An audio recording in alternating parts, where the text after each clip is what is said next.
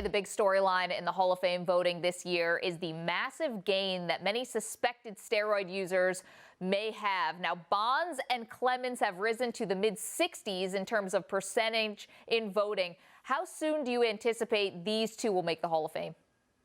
Well, first of all, I think we're going to see their percentages come down a little bit. The voters who don't reveal their ballots before the election have generally supported them less than the ones who do. I think we're going to see them in the high 50s by the end of this.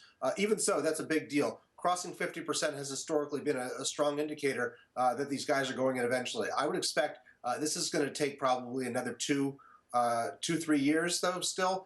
They're eligible through 2022, so they're halfway through their eligibility before, coming into this year. So it's not a huge rush, but this does seem to be like the tide has turned. Jay, what has been the biggest factor in more writers voting for potential steroid users to make it into the Hall? I think there are two factors going on here. One of them is the fact that Mike Piazza got in last year.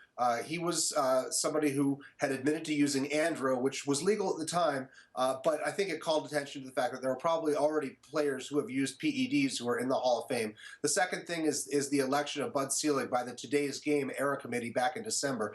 He, of course, was involved in prolonging the steroid problem in the game. Many feel that he didn't address the problem soon enough. He was also involved in collusion with the owners not conspiring not to sign each other's free agents back in the 80s.